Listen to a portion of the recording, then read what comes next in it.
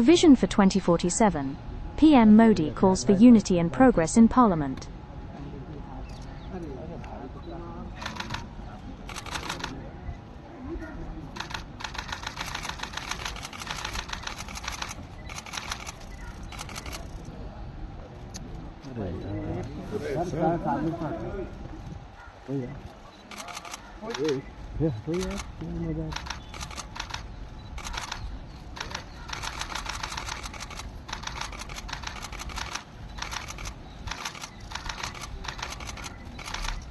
Prime Minister Narendra Modi emphasized that the President's address reflects the confidence and aspirations of 1.4 billion citizens, particularly the youth. He underscored the significance of this session as we enter a crucial 25-year period aimed at achieving a developed India by 2047. नमस्कार साथियों,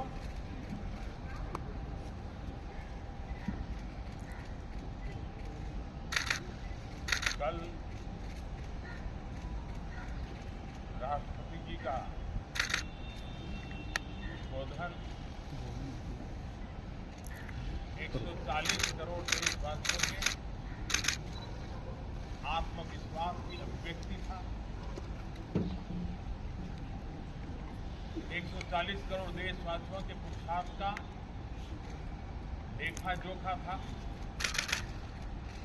और 140 करोड़ देशवासी और उसमें भी ज्यादातर युवा उनके एस्पिरेशंस को रेखांकित करने का बहुत ही सटीक उद्बोधन सभी सांसदों के लिए कई मार्गदर्शक बातें भी कल आदरणीय राष्ट्रपति जी ने सदन में सबके सामने रखी। सत्र के प्रारंभ में ही और 2026 के प्रारंभ में ही आदरणीय राष्ट्रपति जी ने सांसदों से जो अपेक्षाएं व्यक्त की,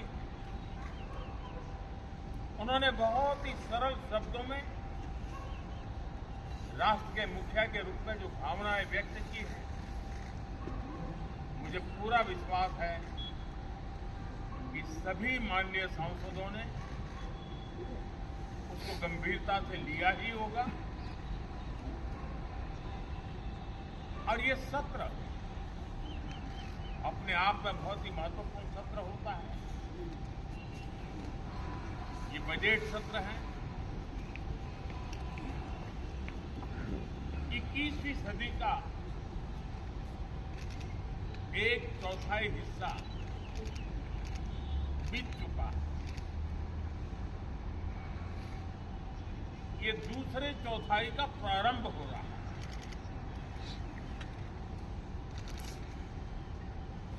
और 2047 विकसित भारत के लक्ष्य को प्राप्त करने के लिए ये महत्वपूर्ण 25 वर्ष का दौर आरंभ हो रहा है और ये दूसरे क्वार्टर का, इस शताब्दी की दूसरे क्वार्टर का ये पहला बजट आ रहा है और वित्त मंत्री निर्मला जी देश की पहली वित्त मंत्री ऐसी हैं, महिला वित्त मंत्री ऐसी जो लगातार 9वीं बार देश के संसद में बजट प्रस्तुत करने जा रहे हैं। ये अपने आप में एक गौरव पल के रूप में साथियों, विश्व का प्रारंभ बहुत ही पॉजिटिव नोट के साथ हुआ। आत्मविश्वास भरा हिंदुस्तान आज विश्व के लिए आशा की किरण भी बना है, आकर्षण का केंद्र भी बना है। इस क्वार्टर के प्रारंभ में ही भारत और यूरोपियन यूनियन का फ्री ट्रेड एग्रीमेंट